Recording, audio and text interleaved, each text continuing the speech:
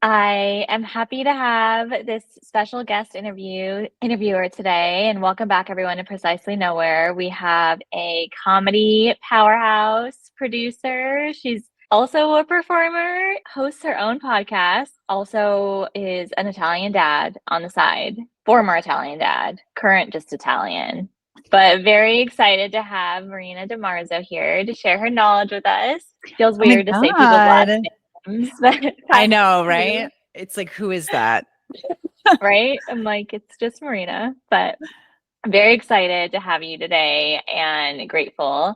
Why don't you tell everyone a little bit about who you are, where you grew up, where you're currently based? Oh my God. Well, thank you so much for having me. I do a lot of things that involve peas, performer, producer, pizza enthusiast. That's where I like to live.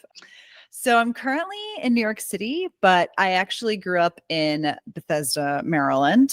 And as you mentioned, my parents separately immigrated to the US in the late 70s. So I had a bit of I found that growing up, I had a lot of people who had what we deem to be, quote, foreign dads, end quote, which is like kind of relating to this otherness that can come when, your parents are immigrants and they have weird quirks, like my mother hated peanut butter and jelly sandwiches.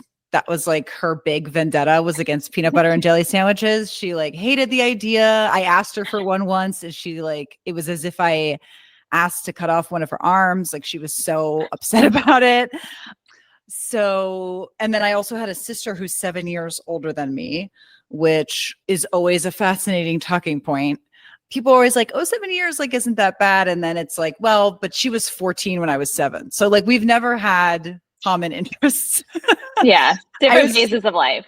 always in a different phase. But then it's kind of nice because like, then when I get to the phase, she like has all these like tips and stuff because she's already been through it. That was kind of my upbringing, was in with my parents, with my sister, with this very, still tied to Italy background. My whole family is still in Italy. So my grandparents were all there, like my cousins and my uncles and things. And so we would go once a year to, visit my grandparents. And so always, kind of this bi-cultural upbringing in Maryland, which I would argue is the best state. Oh, okay. I mean, I've been to Annapolis before. Yes. People think it's just about the crabs. The crabs are a big part of the state. Don't get me wrong. But I don't know. It was just such a good place to be. It's one of those places where I remember once I took a trip to Arizona and the tour guide was like, I moved to Arizona because Arizona has every single climate. Like you can go to the mountains, you can go to the beach, you can do whatever. And that's how I felt about Maryland. Was I felt like it has a good kind of diversity of land. Like you can see the farmland, you can go to, Rehoboth, which is technically Delaware, but you know what I mean? You can go to the beach. Like it was a great place to be. And my parents were both also academics, which is very anti me.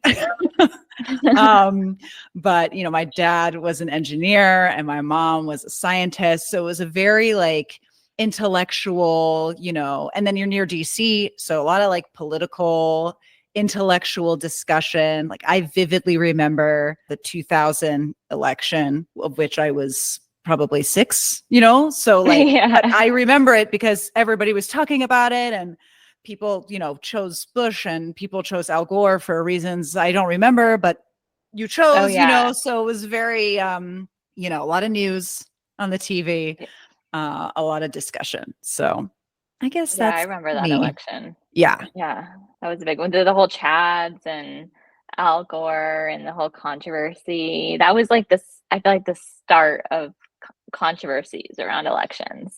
Probably not Yes. the first, definitely not the first one, but the start where it was just mass news. I just remember like people were talking about it and I remember that at school they handed out these Time magazine for kids like edition that described like both the candidates and like what they were about, and I remember really being obsessed with this magazine. I would love to find it one day and know what I was reading like back then, but it was a visceral memory getting this Time magazine for kids and being like, I'm literate. Wow. I don't think I got one of those, but I feel like that would be very informative to have as a kid. Yes, big fan. I love this. Maybe it sparked your interest in news.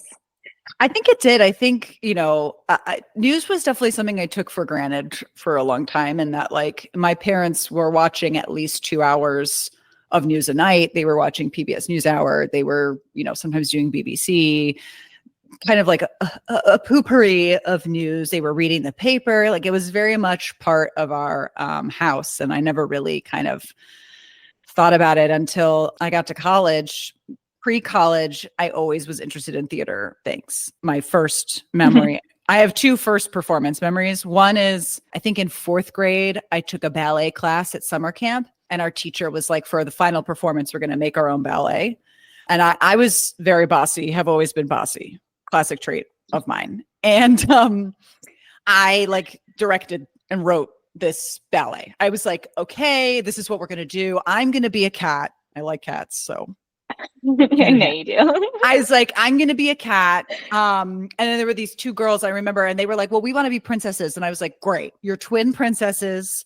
You find me in the woods. A witch kills me, but I'm brought back to life. That was the ballet that we did. And so I got to be this cat and I got to die. I like inserted the drama for myself. And, I love it. I love it. I held on to the dying cat role for a very long time. And then 2 years later at summer camp, they were doing Wizard of Oz, and I auditioned, and I was Munchkin Mayor. I thought I was going to win a Tony. Like, I was like, wow, I've been really like selected for this. And that was really the first time I felt very seen. Like, I think as a kid, I felt like, wow. And the guy who was directing it sometimes would call me out. I think because I had so much energy, and I was like, I was really, pushing it. So he would be like, everybody needs to have like Marina energy. And I just felt like this is the first time I feel like things are going well for me. So I always did theater and, acting and working in costumes. That was really my passion, my love, all throughout high school. And then when I got to college, my parents were like, well, you need to have another major in addition to theater, something that maybe it's a little bit more stable. So I chose journalism, which is just as unstable, I would argue. Funny in hindsight, my mom being like, you need to choose something functional and stable. You're going to do journalism. And I'm like, have you seen the media market? Like, BuzzFeed News, where is she? For real though. Yeah. My mom in the practical sense was like, you need to be a doctor or a lawyer. Please try to be one of those. And I was like, I'm terrible at science and math. Like, those are not my jam. I can do them, but like, no, this is just going to be a lifetime of me struggling to just understand the concepts. Some people are good at things and some people are not. Yeah. And I have to really come for my mother on this podcast in that, like, they really wanted, doctor, lawyer, classic thing. Although really doctor or something medical was top. And actually in high school, I took a biology class and I really liked it. Like, obviously the math is always difficult, but I really was passionate about, cells and how things function. And there was a part of me that I was like, kind of wanted to be an OBGYN. Like, I thought that was really cool. And I went to my mom being like, I think I might major in biology. And she was like, her as a scientist, she's like, you can't do anything with that but work in a lab, and you don't want to do that. And I was like, okay, then I guess I won't do that. And I'll go back to history and English. Like, you know what I mean? It was like, yeah. It's like, if she had encouraged me, maybe I would have gone down a different path, been a different person. Probably not. But, and then, math has never been. And then law was hard because my sister ended up becoming a lawyer. She is really one of those people that, like, from birth had like lawyer vibe. Yeah. She's really good at, kind of debating and arguing. And so I didn't want to also be a lawyer with the best lawyer ever. That felt counterproductive. So we both chose, more not as hard science paths as our parents, but, sometimes that's the way the cake crumbles, I guess. Oh, totally. I have a lot of people in my family that are in the medical field. My mom's in the medical field. My dad's in the law field. And I was like, I interned with my mom and interested, liked it, but I was like, never. And I wanted to wear like my own clothes to work. For me, it was like it was the environment. So I was like, this is not the environment that I can see myself being in every. And my parents love their jobs till this day. So I was like so inspired by them loving their jobs that I wanted to find my own thing, and it wasn't just, oh, this is what you want me to do, Yeah. and then you can't fake it. In my opinion, I would be terrible at faking it. Yeah, you can't for a very long time. I mean, I think people could lie to themselves, but then that's when you have a midlife crisis and you realize that you hate your job and you hate everything and you have to throw everything out, which I think like happens kind of regardless. Like I think we go in cycles, but sometimes the car crash can be softer. Oh yeah, than you just if have to you change cars, not the like whole. not like slam into the wall. Exactly. So, but yeah, I think something that was really hard for me for a very long time was this feeling that, and I say it very flip, but I felt this for a very long time, was that my parents didn't particularly like me, in that like I just felt so different from them, in that I kind of had an artistic side, a creative side, and I was constantly like at war with them about exploring this path. And now when they introduce me to people, they lead with the theater stuff, which I just think is cruel. I'm like, couldn't you go back to 2010 Marina and be this way? I think things would have been better for everybody. So sometimes it takes people a minute to adjust, especially when they don't know. I think my parents, it was really the fear of the unknown. They had one actor friend who became like a clown, like not even theatrical clown, like actual like Hong Kong circus clown. And they thought that they basically based their fear off of this one man. I was Yeah. like, I don't even know this man. I even said to them, like, when was the last time you heard from this guy? They're like, oh, 20 years ago. I'm like, he could be leading Italian soaps and you wouldn't even know, So Yeah. sometimes it Different takes people a generations. minute. Different generation. And I think the way that jobs work now is so differently. Both my parents had the same job for over 40 years. And that doesn't even Yeah. exist anymore. Like, tenure, like to say my dad was a professor of engineering, tenure isn't, he saw tenure dissolve before his eyes kind of as he was on his way out. So, things are a little bit more about a personal brand as opposed to your allegiance to a company now. And I think that takes a minute to adjust to. Yeah, definitely. I get it too. My parents are like first generation, and it's just so different between, you come here and they're like surviving Yeah. and we have more opportunities. Well, I know that comedy is a love of yours and theater. Where do you get your inspiration from to write your comedy skits? Because you have so many and they're all unique in a way to you. Like your personality really comes out in them. Thank you. I would say many things. I'm most inspired by the people around me, whether that's just like a stranger I've seen, or if it's somebody that I know, like my dad or my friends. I started going to a writing group recently, and like the characters in this writing group are insane. And so now I'm toying with like, do I write something about the people in this writing group? Because like I feel like they're just ridiculous. And there's a lot of fodder here. So I would say that I am inspired a lot by the people around me and the people in my life. I'm also inspired by aspects of myself. When I moved to New York, I started doing improv, and I did improv for a very long time. And then I grew very tired of it, mostly because improv, a teacher once told me, is toilet paper, which is that it's just like very fleeting, single use. So you kind of feel at a certain point, sometimes you hit a wall of like, okay, I can become the best improviser in the world, but there's no way to really preserve this. So I kind of switched into character writing, character monologues, which is basically like on Weekend Update on SNL when they have, the brainworm come on, or the woman who's not mad, like these kinds of characters that, interact with Colin Jost or Michael Che. I started working on those, which are essentially solo sketches. And in that class, they were like, one of the tools they gave us to come up with premises was like, what's something about yourself that's really weird? Like, what's something that the you of 10 years ago was like convinced of being a fact that now you realize is really strange? And that really helped me to say, like, sometimes the weird things about me are the things to really like extrapolate on. A lot of my characters, I feel like, really come from like something that I'm dealing with. And then I'm like, this is weird. And then I just kind of put it into that. Like, I saw a woman walking down the street once, and she was wearing like a really cute athleisure setup, like garb. And then she was carrying a piece of like a big loaf of bread with no wrapping, like just like a naked loaf of bread. And for the longest time, I was like, I need to do this. This woman is somebody, you know? And eventually I kind of landed on like, I really want a cat. I really want a cat, and I want to fit in with cat people, but I can't have a cat because I'm allergic. And so I was like, what if this woman wants a dog, but she can't have a dog? So she has a bread loaf to fit in instead. And this like desperate need to fit in with other people who have dogs. Because as we know, New York City is like, what, 85% dog now. So, you know, it was kind of like a combination. Like I bring up that example because it's different every time, but I try to put a piece of myself in everything that I do.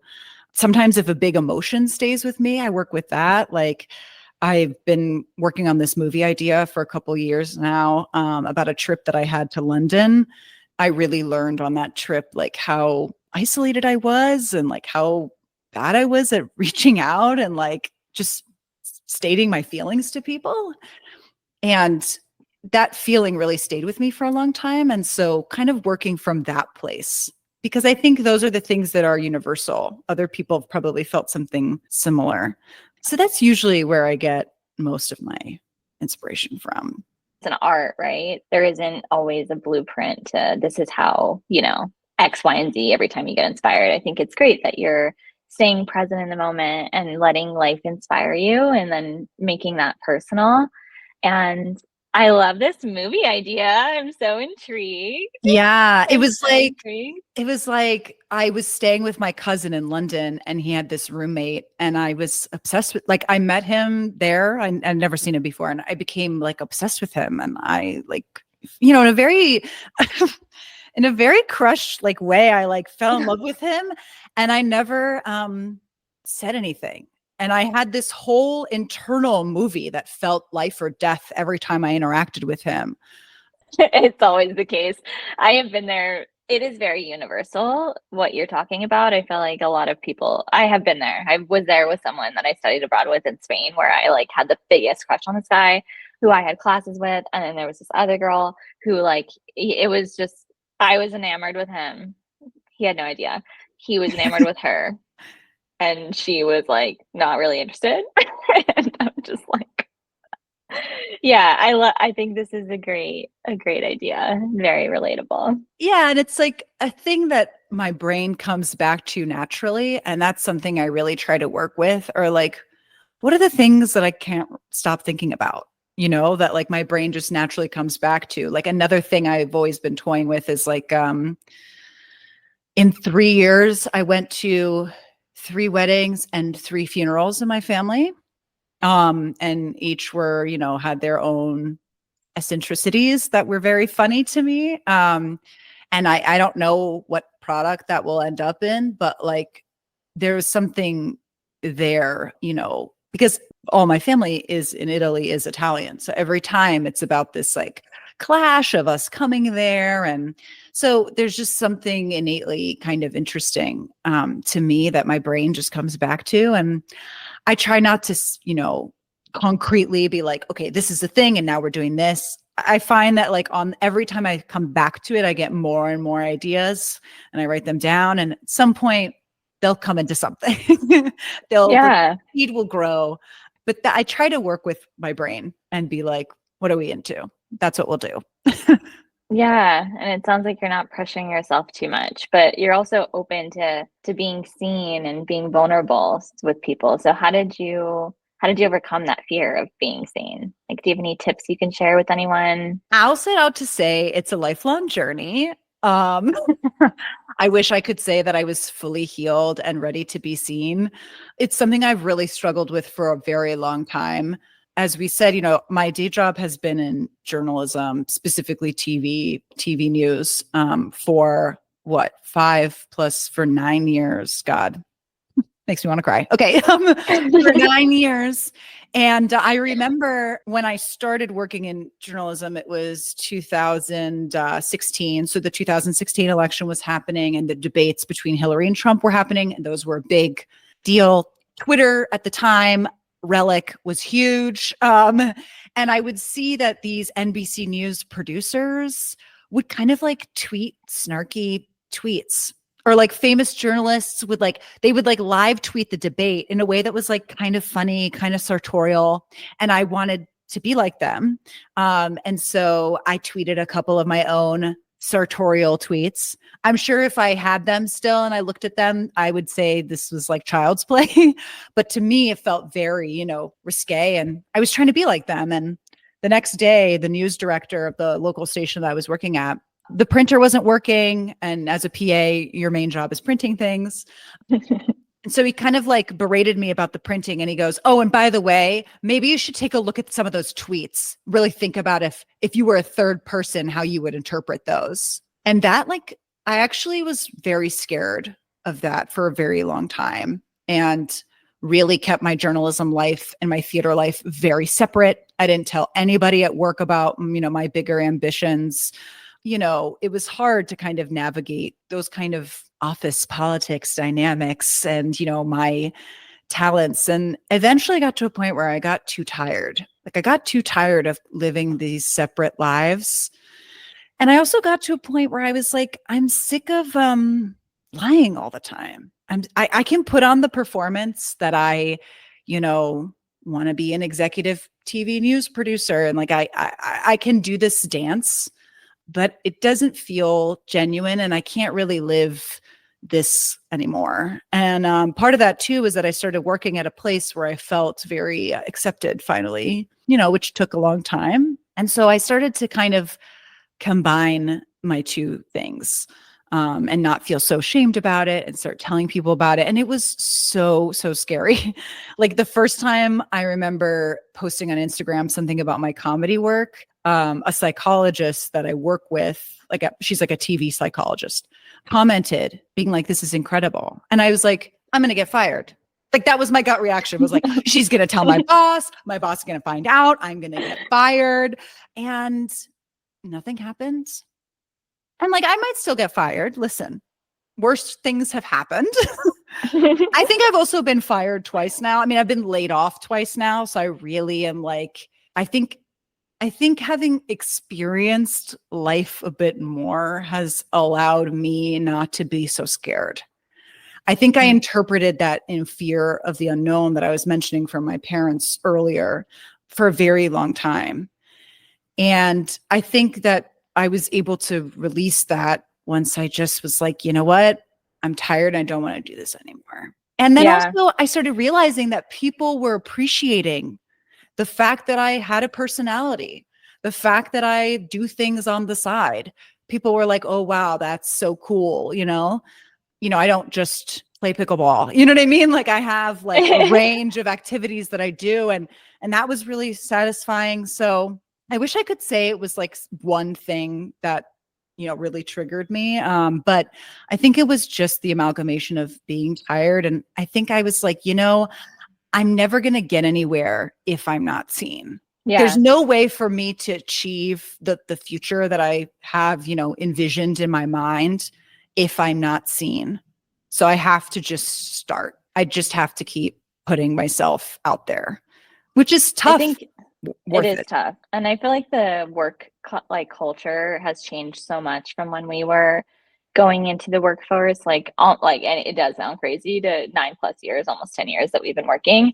But the toxicity that was in environments like when I was interning in college and even newly in the workforce is very different than today's day and age that Gen Zs have to deal with. It's an open environment now where if you have hobbies and side hustles, it's like praised and admired, where back in the day, the culture was more, your life is work, and you should have no reasons that you need to leave work on time or have things that you're doing on your lunch break and running errands. I think that the culture has really moved towards more making it feel safe that we can be ourselves and take on identities outside of our like job titles. Yeah. And also when you start, there's this thing about having to prove that you're could be taken seriously. I remember that was like my biggest hurdle was like being proven that I could be taken seriously. I mean, I had a boss once tell me at the time I was working on a 1 hour on a news hour. And there were days where I was producing half of it. And I was at a level below producer. So I was definitely stepping above and beyond, as they say. And I was also producing, the main monologues for the anchor, like big deal stuff, big interviews and things. And he told me he couldn't promote me. He kind of was like, I feel like you need to cook more.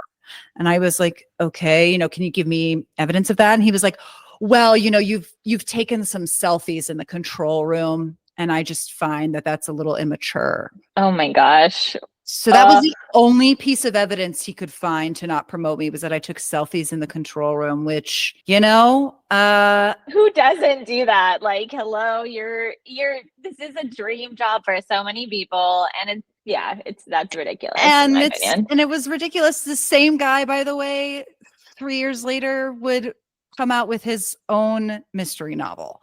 So like, I think there was just some kind of self projection, I think there was some internal things going on there, but I thought about that a lot where it's like, I didn't get promoted because I took selfies. I might as well not get promoted because I'm doing my comedy work. That's more real to me. I care more about that than a freaking selfie. You know what I mean? Like, so I think it's hard when you start working for the first time because it's so different from school. There's so many new dynamics to navigate. I feel like it took me a while to say, you know what?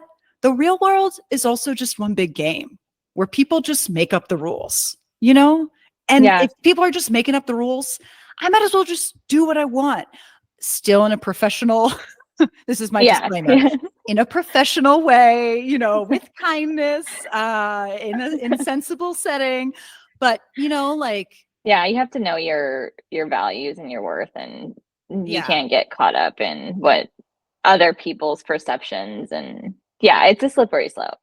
And I was always most envious of the people who just did what the fuck they wanted and got what the fuck they wanted. And at a certain point I started being like, why am I letting myself be envious when I could just do it? Why can't I just be that person and maybe be half as annoying as that person, So that's sure. What I try to tell myself when I feel like maybe I should hide and go back to. I'm like, I'm too far in. That's what I tell myself. I'm too far in now. So there's no point going back. And to do the things I want to do, I have to let myself be seen. And that self may not be perfect, may not be, precise, but it's about the consistency. It's about the fact it's the Rocky Balboa, the fact that you get up. That counts. It's not even the work that you do. Yeah. Oh, I love that you referred to Rocky Balboa. I love those movies. Listen, they teach us something. 100%. And so, in speaking of that, in that tangent, and we're talking about skills, things that you've learned through your professional experience as a producer. How have those skills helped you in your passion projects and side hustles? Yeah, I'll start first with the technical stuff, which is that like journalism school was actually really good for me because you had to learn a lot of like what are called like basically trade school things. So things like Photoshop, Premiere Pro, editing, like how to shoot something, camera angles, like these kinds of technical things that were super helpful for me later in creating my own work, like having a basis of knowledge, like I edit all my stuff to this day. Anything that I make, I edit myself. And I'm not a crazy good editor. I can't don't knock yourself. I can't do fancy things. I'm not doing VFX, for example, but I think that being able to edit my own stuff has allowed me, to be able to put out things more so than, maybe somebody who doesn't have that and they have to get help. Like I've been able to do like for a long time, I had a big resentment that I was a jack of all trades person and not like a one unique exceptional talent person. I used to tell people all the time, like, I wish I could just sing. Like I was just like gorgeous Pavarotti level singing, and that was my thing, and I knew it, and I just worked hard at it and then became a famous singer. Like I wish that was my like it was that neat. Interesting. I really Yeah. resented. I was like, I feel like I'm average at like 100 different talents, you know? I felt that But before. I think that it's been good to hear, you know, get mentorship and hear from people older than me that actually jack of all trades people exist. And they can be super helpful. And that was something I got from my theater background, actually, that once I applied to journalism was most helpful, which was like in theater, you know, you're taught like, yes, you know, you go out for auditions for parts and roles, but you're not going to get anything for a very long time. So you need to come up with your own work. You need to make your own solo show, your own play. You need to be creating your own thing. It doesn't matter if two people see it, because you're like working on something that can be a credit, and maybe more than two people see it, you know, and that can help you get roles as opposed to just auditioning all the time. And that was something when I applied to journalism was like really helpful, because I was able to always kind of be creating my own projects, whether it was like a podcast that I started where I would interview people on the metro, because it was DC, it was different. Like interviewing people, I would ask people like, what's your spirit animal on the metro? Like just dumb I stuff love like that. that. You know, like that's like more technical on for journalism. But on a more esoteric realm, producing really helped me. First of all, again, just understanding the mechanics of TV and how TV works, what looks good on TV. That has helped me immensely when it comes to, you know, writing my own personal scripts, having to write TV scripts that are very, you know, simple, straightforward. Like scripted TV is the same thing in that, like, scripted TV that you watch on TV, it's not just a bunch of big monologues. It's like one, maybe 4 words a sentence in a dialogue scene between two characters. So it's like, how do I get this point across, you know, in a straightforward but entertaining way?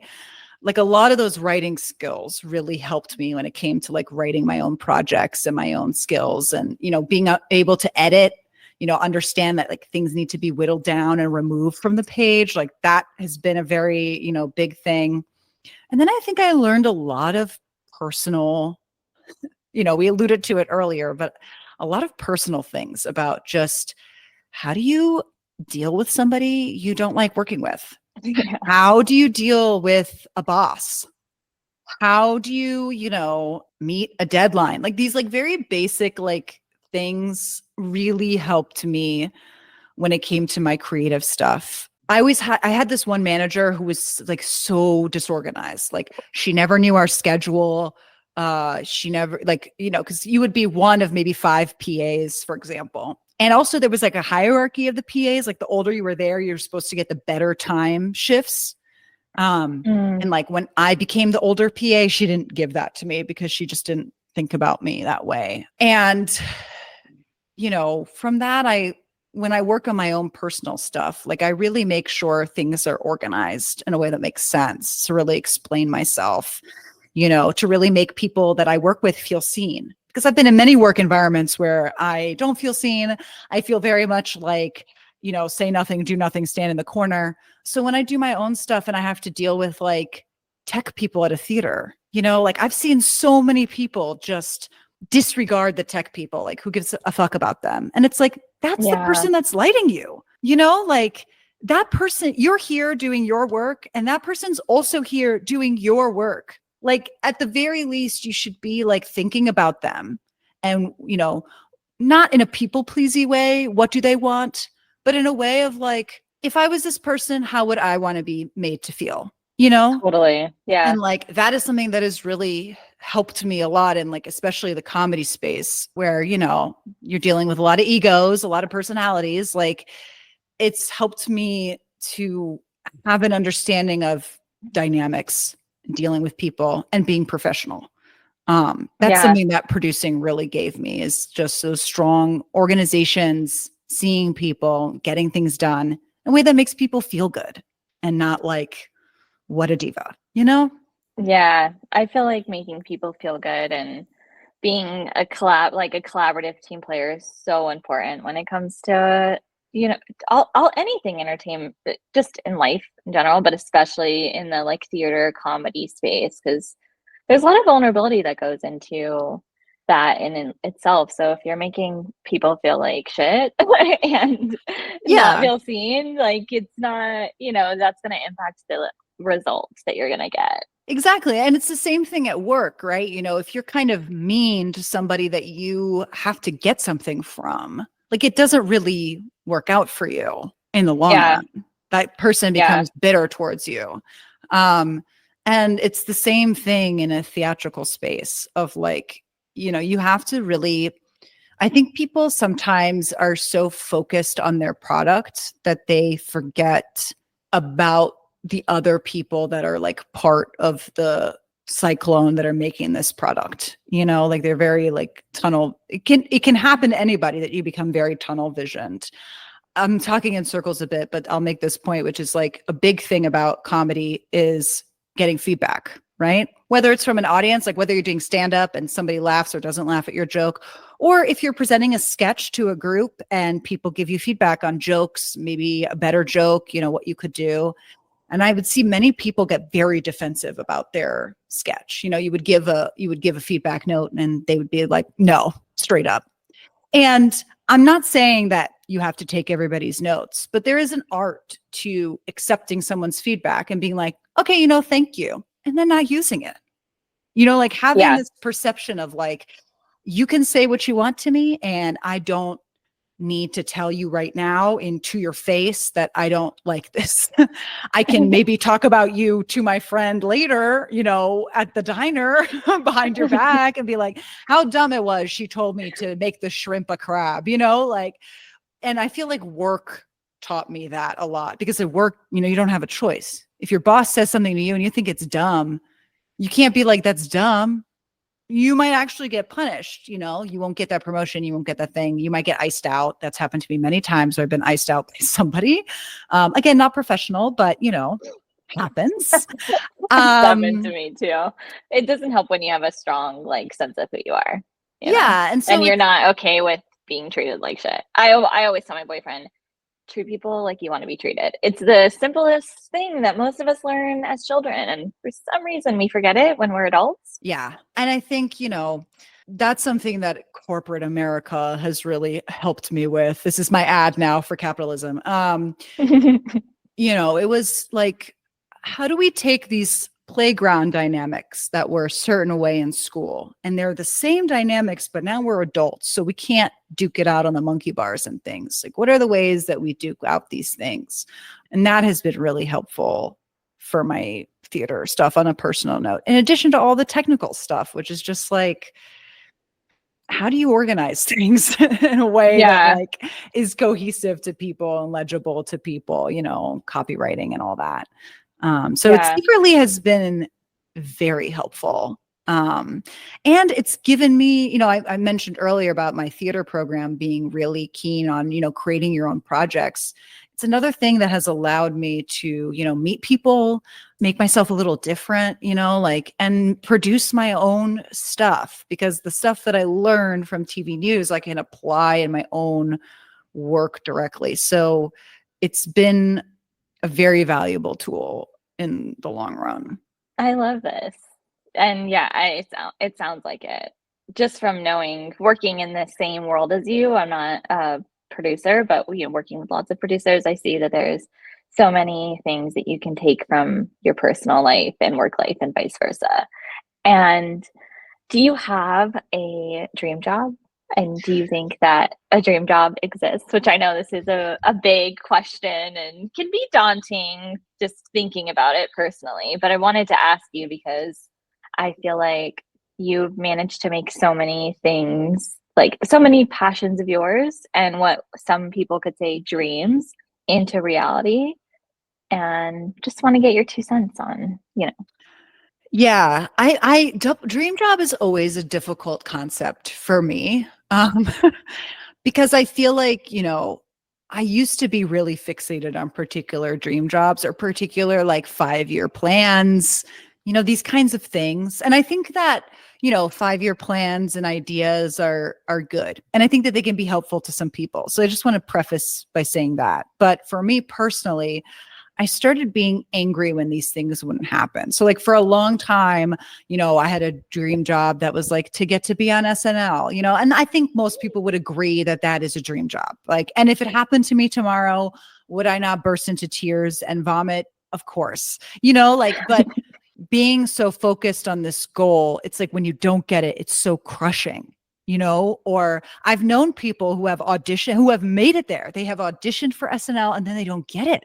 And then it's like, what do they do? And I don't say that as a negative at them at all. I'm just saying it's like, it can be hard sometimes when you are working towards such a specific goal that then when things get complicated, it can be so disarming. It's a two-edged sword because, sometimes when you're working towards that goal, something else happens instead, and then you just do that. And that is actually secretly the thing you always wanted to do. So I guess in terms of a dream job, I have many, there are many things. And for a long time, I used to really like every day, it felt like I had a different dream job. Where I've landed is like, I would love to obviously, produce my own stuff for money. You know what I mean? Like I would love to financially, sustainably produce my own things, whether that's like a TV show or a movie. Like I'd like to have a production company, where I get to do my own projects like that. I think is the best way I've been able to give like the SAT answer, you know what I mean? Like in job interviews kind of thing. Yeah. Because there are just so many jobs out there that would be interesting that I would probably be happy to have. So I really, and this is also a new thing for me. Shout out to therapy. Not therapy isn't new. Let me be clear. My particular therapist, shout out to her, because this is something we talk a lot about in therapy, which is like not necessarily having an end goal, but just putting yourself out there. What if that's just the goal? It's just putting yourself out there with new projects, new products, and whatever happens, happens. I used to tell people like a lot of young, people who are interested in TV or journalism will reach out to me on LinkedIn. And something I tell them all the time is like, ride the wave, right? Like ride the wave. For example, when I was graduating journalism school, I actually gave up completely on broadcast journalism because I didn't like any of the kids. Like I really hated my fellow classmates. The teacher played favorites and I was not a favorite. So I was like, you know what? I'm out. And I actually did data journalism, which was really hot in 2015, which was basically like interactive graphics and charts in articles. And I was like, this is what I want to do. But I made the mistake of learning that too late and not getting a computer science degree, because unfortunately for those kinds of jobs, you need a computer science degree. So when I was, looking for jobs and stuff, I applied to a bunch of data journalism jobs. I was like, this is what I'm going to do. I made my own website full of these interactive graphics. Like I had a whole portfolio. And the thing that worked out for me is the summer before, I was a digital intern writing articles and a PA role opened up at the TV station. And I was like, well, this is all I got, and I went with that.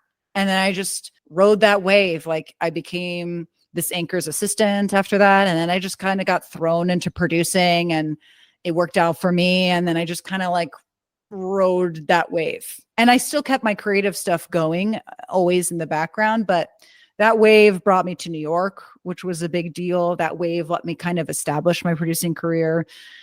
I could have just stopped and been like, I'm actually not doing any of this and I'm going to become a full-time actor, for example. Like I could have done that. But then it takes a while to get another wave to start to take you somewhere, So it's a delicate balance, but that's what I try to think about it in terms of a dream job is like, I'm just trying to trust that the wave is going to get me somewhere where I want to be.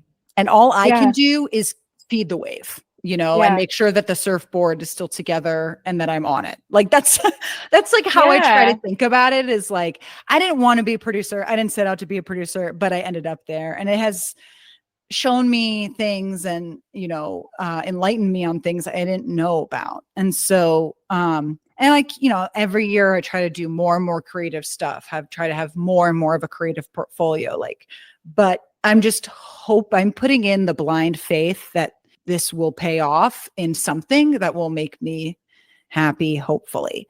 I was talking with my dad the other day because I've been doing a project where I've been interviewing my parents on camera about their life story because it was Oh, really I love this. important. Yeah, it was important for me to capture that and for future generations to have that, to have their story in their voice. It's something I wish I had done with my grandparents. Unfortunately, 3 out of 4 are gone now, so I can't really do that. But, I said, if I missed it with them, let me get this boat. And something my dad said, he was like, I realized hope isn't about wishing for something. Hope is about kind of just the blind leap of faith that you take that you hope will catch you.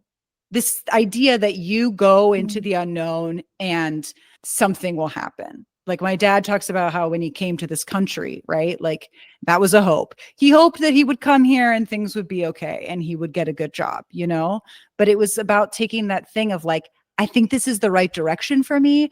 I don't know what it's going to end up being, but it feels right. And it's the next, thing for me.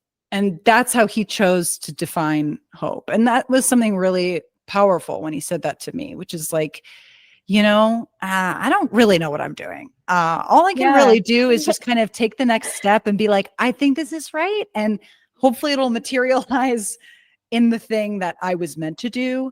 And hopefully that's SNL. No, I'm just kidding. But, it'll be what it is when I get it. Yeah, and it sounds like along the way, you're just trying to also follow your interests and your passions and aligning those two and then riding the wave and see where it takes you. That's very inspiring. Yeah, my dad is like a diet philosopher. You know what I mean? Like you're inspiring too. He like wanted to be a philosopher as a kid. He also liked hearing the sound of his own voice, which is unfortunately a trait that I inherited. So I could go all day. No, I'm just kidding. I say all these things saying that like I'm still scared. It's still scary. That doesn't really I don't think that ever goes away. I think we've just read that in interviews with celebrities too, where they're like, I feel like an imposter. And you're like, Anya Taylor-Joy, how do you feel like an imposter? What the hell are you talking about? Like, I think that feeling 100%. Never goes away. Yeah. I've seen interviews from celebrities too, and people just saying how we're really not that special. We just kept going for it and kept getting up every day and kept doing it. And, if you have a goal, you just have to keep, and you want to accomplish it, just have to keep doing it. Like, and there's talents there too, but a lot of it's consistency and just riding that wave. Oh, Yeah. I love that you're interviewing I did a story with my dad. I want to do it with my mom too. I don't know if you've heard of it, but No. it's this, it's Storyworth, and it's this website, but they basically, you can sign someone up. There's prompts that they get, and then they write them, and it gets emailed to them every week. You can change a cadence, and then all that gets bound into a book. Oh, that's and nice. You can have things printed. So look into it. Yeah, I did that with my dad one year for Christmas. I gave it to him as a gift. Same sort of sentiment of wanting to have this like physical thing, Evidence. that you can. Yeah. It's nice. And I feel like, stories are really important to me. That is the cheesiest thing I will say today. So I actually really love storytelling, and everybody just vomited listening to this podcast. Listen, No. I'm there. But I truly think that stories are, you mentioned, we talked earlier about like things that inspire me. Like I really have always loved stories, history, English, like just, my boyfriend always makes fun of me because we'll watch a movie and I will try to guess the plot within the first 5 minutes of the movie, and he's like, why do you do this? Why can't you just enjoy? And I'm like, I just really like the story, and how we tell them, everybody's bias is in these stories. And so I wanted my parents' bias on their own story. I know that's kind of silly, but like, I wanted their own bias to their own story. And, we talked earlier about inspiration too. Like, so my mom worked in a lab. My mom was really there at the inception of the HIV virus. Like when they first isolated it and they were like, this is HIV, and was part of a lot of the early studies of prevention and, you know, how it happens and how it spread. Like she was really in one of the foremost labs on that in the 80s, like really on, you know, in the crisis. And when she was pregnant with me and she went to her boss and said, okay, I'm going to, you know, tomorrow I'm giving birth, so I'm going to be off. He basically said, don't bother coming back. And it was known that this was his attitude about Wow. pregnant women, is that they, you know, they weren't good anymore because they couldn't really work after that thing called giving birth. How annoying. And so this was always a thing that like, one day I'll write a movie about that. You know what I mean? Like it was like, Yeah, that's just such a good tidbit of like, and I know it sounds a little weird to be like, isn't that your mother's trauma and story? Like, yes. But, you know, it was something that I always was really, really activated in me and my brain. And I think about it all the time and how it must have felt to be in yeah, that environment. terrible. And she went back to work a week later, which is crazy to think that a Wow. week after giving birth, you know, you're back at work, like, you know, and again, different time, but it was so liberating to hear her tell her story in her words, because it's like, okay, it's been captured. So when I do this in a movie, it can be totally different. And I don't feel like I'm Yeah. betraying her. I'm just taking this story premise gem and working it into something, you know, different. And I'm not like trying to retell her story, you know, in a particular way, because I have her story, which was her, you know, experience of that. Yeah. It was very, especially because I do draw a lot of inspiration from my parents. So it was very liberating to go through that. So I recommend everybody interview their parents on camera, if not at least record, which is easily, you know, on your iPhone. Sorry, Android people. But you know, it you get, it's nice to have their version of their Yeah. story. I'm definitely gonna do this. I've been considering doing the story words with my mom, but I think I'm gonna do this first. She's gonna fight it and it's gonna be okay because it'll happen. This is something I got from producing, which was that, you know, when I started in local TV, there would be like a shooting and somebody would die, and you would have to call the family members and you would have to get them to give a comment. So that means you have to call somebody's mother whose son has been killed, and you'd have to be like, I'm the news, I know you're going through a hard time, but can you give us a comment? Which was like one of the most really horrific things I ever had to do, and was a big reason why I was like, I don't think I can do local news forever. But the big thing they would tell us with that was telling them, you know, what do you want people to remember? What do you want people to know? Because we're going to air the story, this person was killed, period. So what do you want people to know about this person? And that always got people to open up. Is that vaguely manipulative? Of course, I'm not denying that. I'm not denying the fact that journalism is a little gross sometimes. But I think that that can be used for good in this, which is like, that's basically what I went to Totally. my parents with. I was like, what do you want people to know about you when you're gone? Because I'm Yeah. going to talk about you. You know what I mean? Like, I'm going to tell your story. How do you think I'm going to tell it? How would you like to tell it? You know, like, I Yeah. think it's like the Hamilton quote. Oh my God. People are barfing again on this podcast. It's like the Hamilton quote of like, history is written by the winners, or like whatever. Like, wouldn't you Yeah. rather tell it yourself than have me miss details and miss nuances and things, you know? I love So this. big tip for everyone, highly, unless you're in a bad relationship with your parents, which I also fully understand, then your grandparents, you know, your family. It's important to Yeah. hold on to that history, because somebody 2 generations down is going to care and Oh, want to know. totally. Yeah, and then you're gonna have no answers like some me with my parents sometimes. Well, speaking of family and generations and the multiverse, because the multiverse is real. If you could have dinner with another version of you, and that could be future, past, whenever, what would that person be doing? Like the I mean, multiversion. yeah, I do.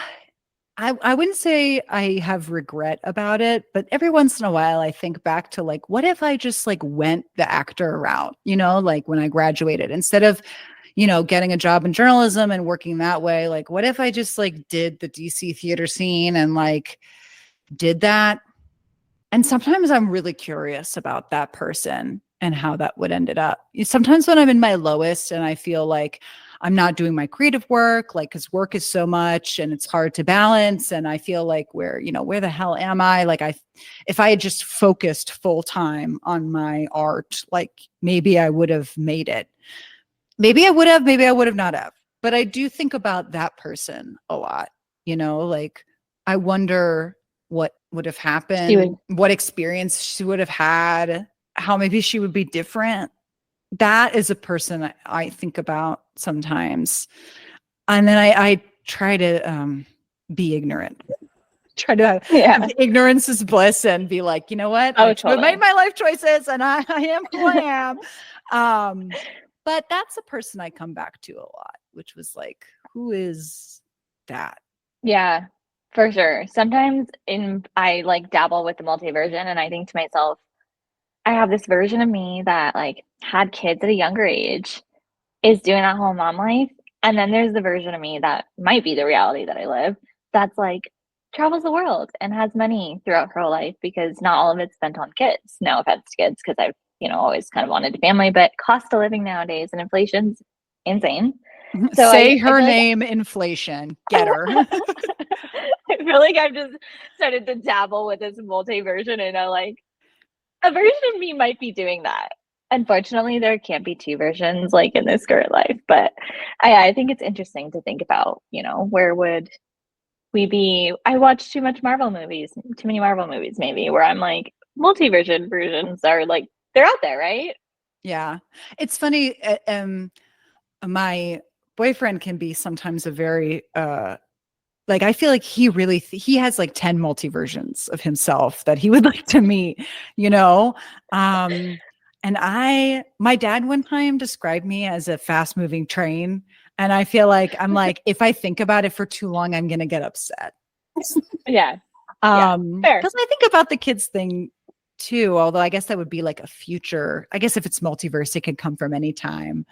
I think sometimes I do think about the me. How do I say this? So my mom had kids late. My mom had my sister at 37. She had me at 44, which at the time was crazy, but very cool. And it was very cool to grow up where like all my friends were like, I have to give birth at 25. And I was like, I'm good till 44, baby. Like it was really great to have this. Like that was my growing up was like, I'll have kids when I'll have them at 44, And nowadays I do think about that where I'm like, what is the me that doesn't end up having kids, because it's too late. I'm so focused on my career, my creative stuff, but it's always misty when I think about it. I'm like, I have no idea. Yeah. Who is she? What is she? I don't even know. So I'm trying to be more present. Yeah. Long story short.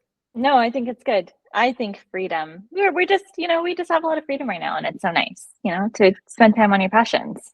It's funny. Sometimes you'll see in celebrity interviews or like particularly comedian interviews, sometimes they'll say like the best years of my life were like right before I became famous, because those were the years that I felt free and I was, doing my comedy at like my best kind of thing, like, and I didn't have the pressure. Because then once you become famous, then your comedy has to be good always. Because if it's bad, then people are like, boo, we're not paying, and then the whole camper explodes, So they were like, those were the best years. And that's what I really try to hold on to is like, I don't have kids. I'm doing what I want to do. These are the best years, and then they'll be terrible. No, I'm just kidding. But, like trying to think like college ended, high school ended, like these are the best years. And then maybe in 10 years from now, when I'm 40, I'm going to be like, actually, 29-year-old Marina was dumb. And these are the best years, So I try to live with that mantra. Yeah. Yeah. Do you have a favorite comedian? I know it's a big question, so it could be a big question. I mean, I feel like I had a lot of people that I felt very influenced at the beginning. Like nowadays, I have a lot of people that I enjoy. Like Mateo Lane is a guy I always enjoy. Nicole Byers, a gal I always enjoy. Like anytime they have a special, I watch it. It comes out, but it's not that they had like some incredible effect on me. Growing up, especially in high school, I was really inspired by Kathy Griffin. She was like, Oh, I watched every episode of my Life on the D List. I bought her memoir and I would reread it. I've reread her memoir at least a dozen times, start to finish. When I feel low, I'll read particular chapters. Like she really was like my beacon for a very long time. I think I related to the fact that she, started with nothing, with no connections. Is what I mean to say yeah. with nothing. Like she was from Oak Park, Illinois, and like, she just gave it her best shot. And it took her 10 years to really get somewhere after moving to LA because people just really discounted her. And like she watched, her best friend Lisa Kudrow get friends. You know what I mean? Like she like watched Yeah. her contemporaries like get amazing things. And she like taught Will Ferrell, and then Will Ferrell became Will fucking Ferrell, like, and Wow. it was so refreshing to like hear this. It was like really the first time I was hearing what felt like a real person making it in Hollywood. That wasn't just some glamorous like story that we learn later is fake. You know what I mean? Like it was so inspiring. And she also was very similar to me, which is that she tells stories. Like her stand-up isn't really like set up joke in a traditional way. She tells stories about, the time she had her birthday at Cher's house. And it's riddled with jokes, it has set up and joke, but it's the story is about how she had her birthday at Cher's house. Like, and that was something I really related to. And she made fun of her parents. I make fun of my parents. Like, we kind of like, there were a lot of touchstones there that I saw myself in her on the TV. And I was like, I could do that. Like she was really like a Christ figure to me for a very long time.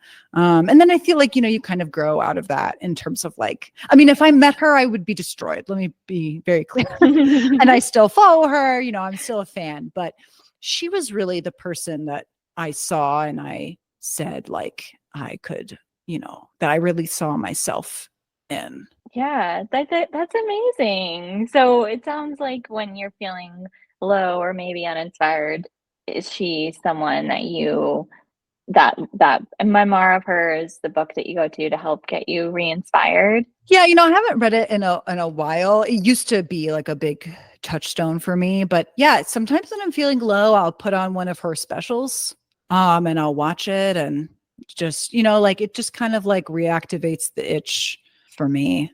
That, and then I put on the movie Working Girl. If no one's seen that movie, it Oh. stars Melanie Griffith and Sigourney Weaver and Harrison Ford. I highly recommend it. Nowadays, that's my new thing, where like if I'm feeling down, I put on Working Girl. That usually gets me going. That usually gets me to be like, yes, I will achieve what I set out to achieve. Or I put on Showgirls, the Verhoeven directed movie starring Gina Gershon and Elizabeth Berkley, and Colin McLaughlin. I don't think I watched it. It was for a long time deemed to be, quote, one of the worst movies ever made. And I feel like in recent and then became like a cult classic. And then in recent criticism, it's kind of like boomeranged back to kind of being good. I do not want to take this podcast on that tangent. I'll just say that for some reason it spoke to me. But it is a very strange movie. For anybody who's like, let me maybe check it out. It has some strangeness to it, but it's another thing about like young, scrappy woman with nothing who makes it. Like I really am a sucker for those stories. So I'll turn to those things when I feel down. I'll definitely check it out. I love those movies too. And I love a cult classic. So it's on my list now. Showgirls. Okay. Love that. Vegas is a metaphor for how women can never really achieve anything because of the system. I love that. That's like right in my veins. You know what I mean? Get you like up and aggravated. Gets me going, and then Working Girl is just like a woman who she like comes from Staten Island, tries to make it big in, kind of like Wall Street 80s, not Wall Street stock trading, but just like business. And it's just a great tale about like having to leave that part of you behind to achieve something greater and the fear that is in that. Because what if you don't achieve it? Then you're nobody. because you don't even Yeah. have your background to fall on anymore. And the Yeah. main song is written by Carly Simon. It's called Let the River Run. If you are feeling down, depressed, if you're feeling I haven't achieved it, put the song on. It's not on Spotify. It's only on YouTube. It sucks. Put the song on. You will just like fist pumping, blood pumping. Sometimes I'll run on the treadmill and only listen to that song on repeat. I love It's this. a good I one. will link to it in the show notes. Yes. I'll link to it on YouTube. Let the river run. Let the River Run by Carly Simon. Okay. Too good. It's You with too all good the for its tips. own good. I love this. Okay, well, we could talk for days, and I feel like I've gotten to know you so well from this interview. Oh my Even just God. gotten to know you so well from in all aspects. So I am really grateful for that. And I know that you take inspiration from your family and your friends. As giving a tip to other potential aspiring comedians or producers or writers, how do you maintain that anonymity with that balance? Yeah, so it's a tricky thing. I would say there are different classes of people. So like my parents are unfortunately my parents. You know, they're going to have to suffer in terms of like, people are going to know who they are. I mean, I would say I took a writing, like a creative writing class a couple years ago, and the teacher had some rules in that class that I really liked and just have held on to, which is like, I don't use my parents' names when I talk about them. Like my web series, Italian Dad Talk Show, I never call him by my dad's name. Also because he's kind of a stand-in for foreign dads, as I mentioned. So there's some features about him that are not true to my dad. So, I don't use their names and I don't tell their stories.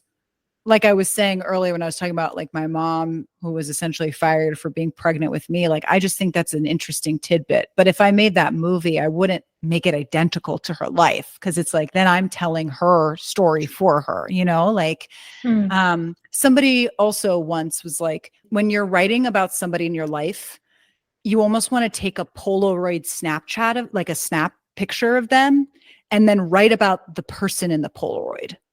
And that's what I try to think about a lot is like, I'm taking this one quality about you or this one thing, but I wouldn't incorporate like deeply personal, intimate details about your life that people don't need to know to understand what I'm getting at. Yeah. So it's a delicate balance. Like right now I'm working on a solo show where I talk about how my sensual peak was in elementary school. That's when I was the most romantically sought. I kissed boys, a lot of them. I had deep love affairs in elementary school. You know what I mean? Like, and I kind of then became very meek and shy in the boy department. And it's like a thing that I'm very obsessed with. Like, why did that happen? Like, who was this 8-year-old who was like, getting it, admitting crushes and getting it and crying a Bridgerton level, like soap opera, like, and, it's been something I've really been navigating because, the men in those men, they're boys. The boys in those stories are not my family, so I have to, and they're obviously technical things. I changed all their names. But the main thing is like the story's purpose is my obsession with them. So I'm not going to incorporate details of their life that don't relate to that. You know what I mean? Like aren't necessary to get the story. Yeah, aren't exactly. So, there is a thing about being vague. And I usually write the story as I would write it, just from my own voice with my own knowledge. And then I'll go back and in the editing, I'll try and, change certain things or details, maybe. But it is a delicate thing, but it is really about, what am I taking from this snapshot that is not about this person? Like I wrote a sitcom about 4 noble women in the Middle Ages, and it was supposed to be like Sex in the City, but in the Middle Ages was my idea. And I based the group of 4 off of my high school friends. I didn't put anything specific about them in that. I just took a mental picture of each one of them and was like, okay, this one's spacey because she was spacey. This one's really neat and organized because she was neat and organized, and then let them become their own characters. That's the big thing I would say is like, you can start with something true, but then it kind of stops there. Unless you're writing about yourself. When I write about myself, I put every goddamn detail in. This is the brand of coffee, because I'm making fun of me. But when it comes to other people, I just try to keep the necessities of what you need to get the point across and try not to add anything more. Yeah, that's very helpful. And I think definitely good tips for people to listen to, because I know there's some storytellers that are listening to this podcast. So having those reminders from someone who's been doing this for a very long time. Thank you. Of course. And I would say, write it as you would write it first without this fear. And then let the fear come, let the editor have fear. Yeah. Because then you're not like cutting yourself off. Yeah. What your intention is. You can just let it go.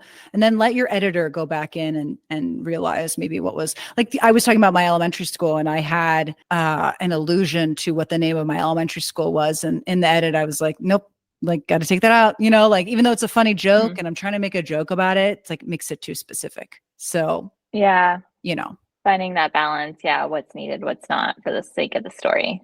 Yeah. Okay, look at you with your journalism storytelling tips. Oh my God. Yeah. I don't want to be sued. Nobody wants to be sued. Oh God, no. That's where having lawyer friends is helpful too. A lawyer friend, a financial friend, and a doctor. That's all you need. 100%. I second that.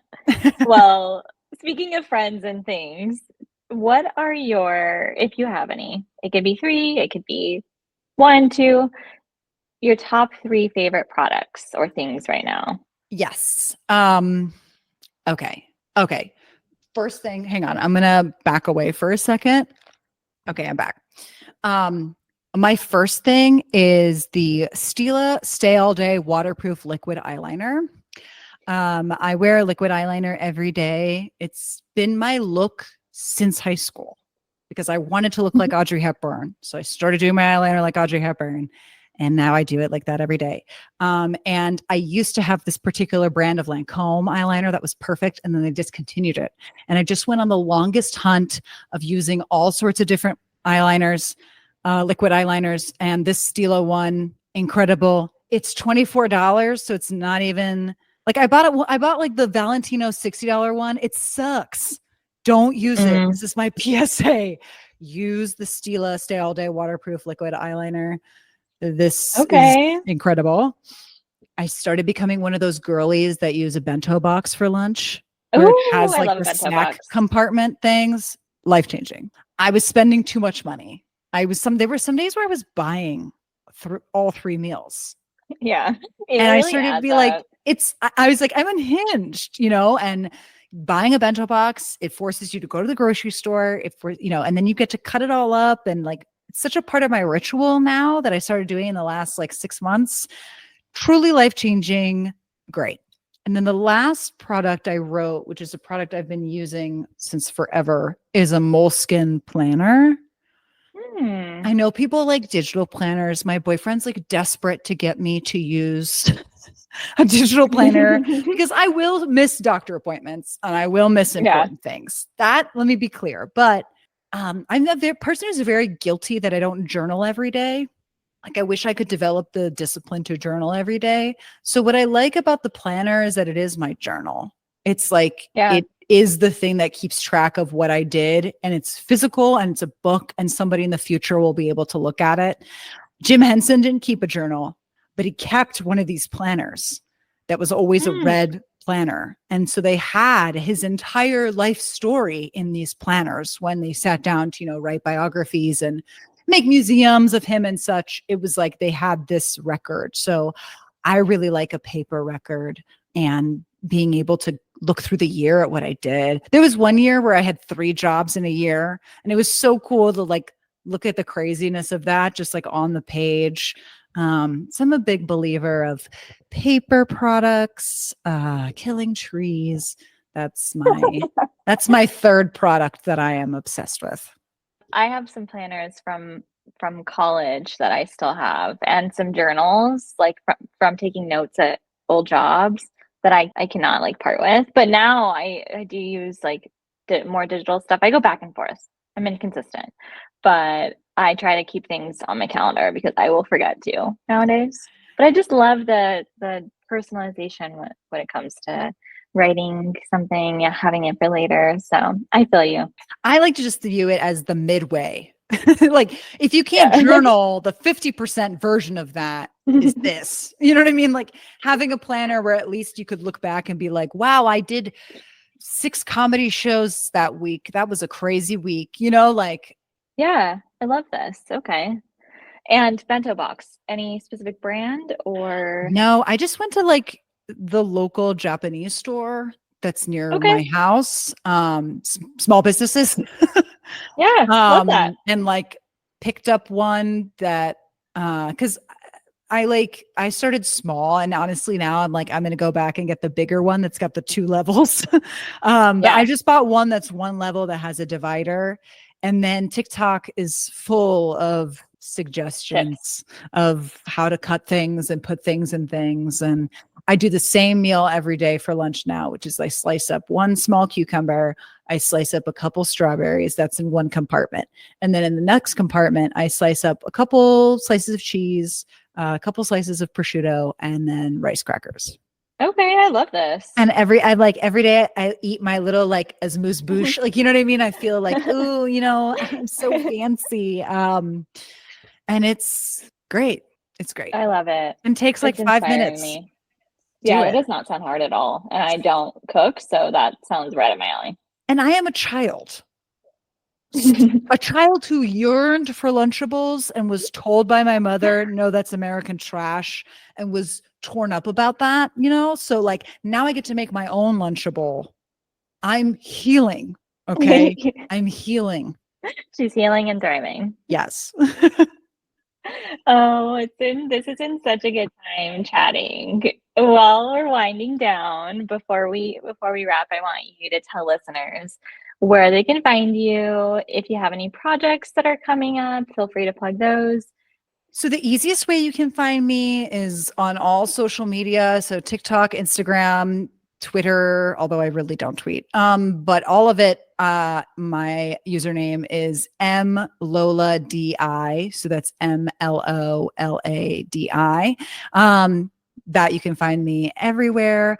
I host a podcast with my friend called City and the Sex, where we recap Sex in the City. She's never seen it. I have seen it.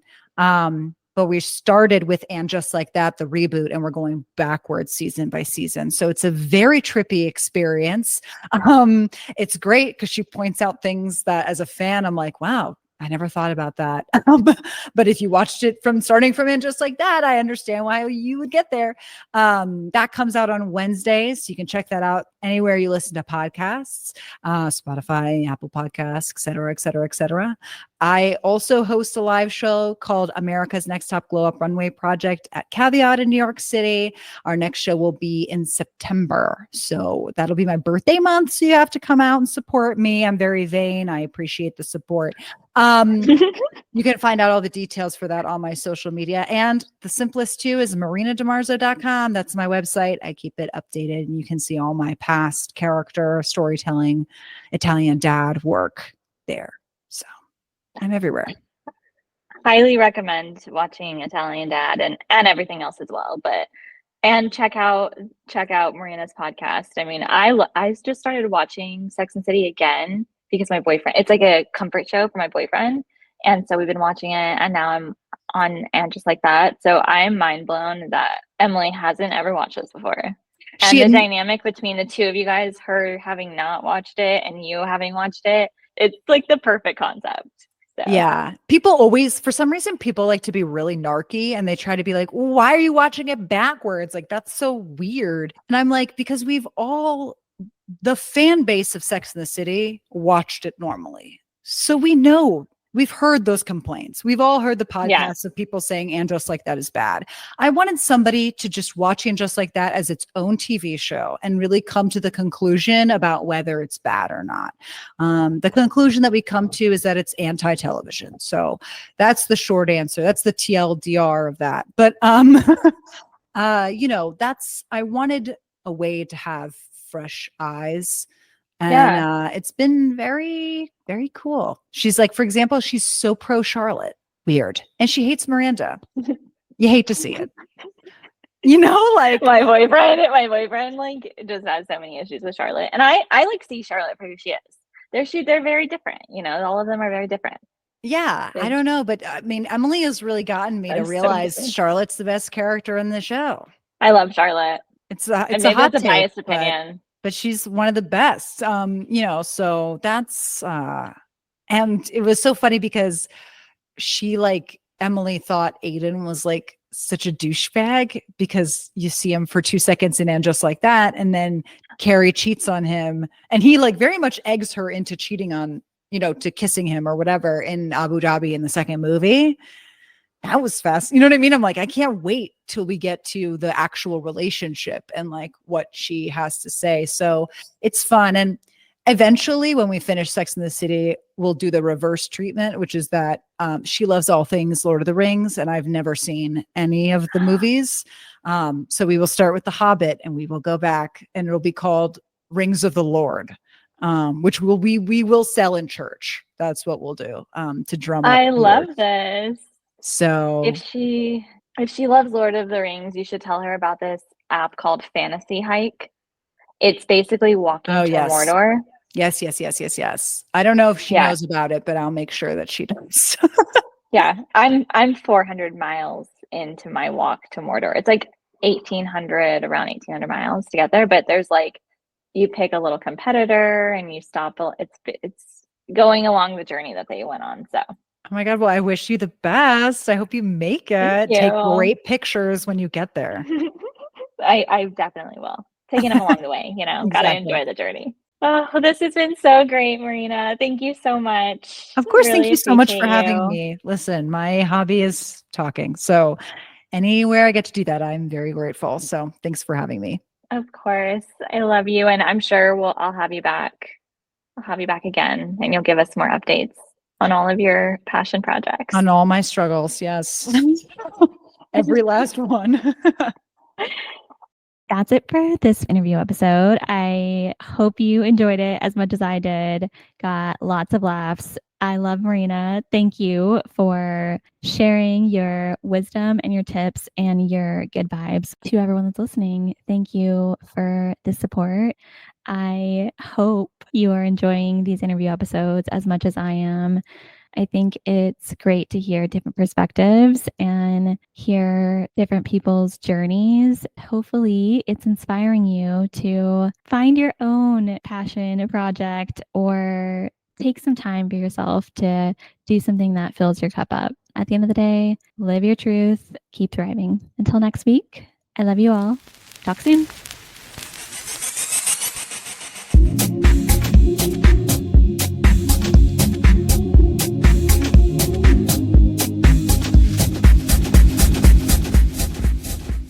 Music and editing done by Marco. You can find him at Midnight, MIDNITE_mind80 on Instagram for more of his work.